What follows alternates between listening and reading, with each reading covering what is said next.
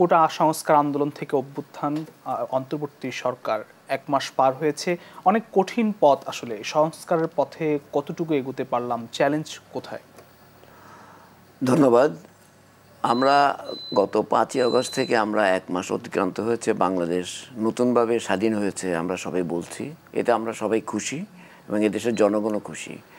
এবং গত 1 মাসে আমরা যদি দেখি বর্তমান অন্তর্বর্তীকালীন সরকার যে সংস্কারের কথা বলেছেন, সেটা আসলে আমার বিবেচনায় এই ধরনের একটি সরকার, এই ধরনের একটি গত 15 বছর 16 বছরের যেই ধরনের শাসন বাংলাদেশে মানুষের উপর চাপিয়ে দেওয়া হয়েছিল এবং প্রত্যেকটি প্রতিষ্ঠানে বাংলাদেশের সেই সাংবিধানিক প্রতিষ্ঠান বলেন, গণতান্ত্রিক প্রতিষ্ঠান বলেন, হেন কোনো জায়গায় নেই যেখানে জঞ্জাল সৃষ্টি হয়নি এবং প্রতিটি প্রতিষ্ঠানই মূল বেসিক্যালি ধ্বংস হয়ে গেছে।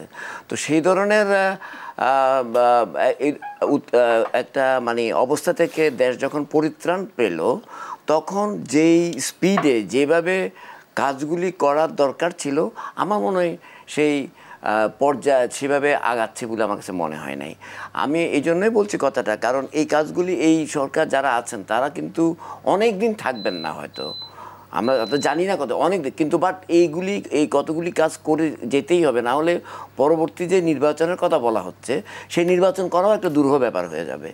প্রথমত হচ্ছে, মনে করেন আজকে বিচার ব্যবস্থার কথা বলেন, আপনি আজকে প্রশাসনের কথা বলেন, মিডিয়ার কথা বলেন, আপনার এবং অন্যান্য সব প্রতিটি প্রতিষ্ঠান আজকে যেভাবে যেই ধরনের সমস্যার সৃষ্টি হয়ে আছে, সেগুলো এভাবে আমার মনে হয় না, মানে এখন ওনারা যেভাবে আগাচ্ছেন আমার মনে হয় এই স্পিডে এবং যেভাবে আমার মনে হয় এটা আমার কাঙ্ক্ষিত ফল দিতে পারবে কি না আমি সন্দেহ এই জন্যই পোষণ করছি।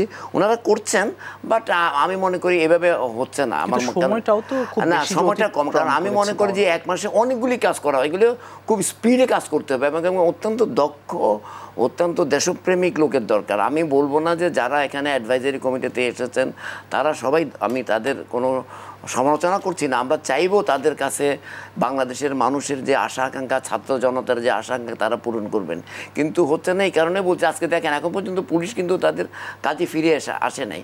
আরেকটা কথা বলি, যে এই পুলিশ গত 16 বছরে পুলিশের যে অবস্থা দাঁড়িয়েছে, এই পুলিশ দিয়ে ব্যাক করালেও আমার মনে হয় না এই সরকার এবং বাংলাদেশের মানুষ যেই পুলিশ চায় সেই পুলিশ আগের জায়গায় যেতে পারবে বলে আমার। তাহলে কি করা দরকার? তাহলে সেখানে যারা, আমার মানে একটা স্ক্রিনিংয়ের দরকার আছে।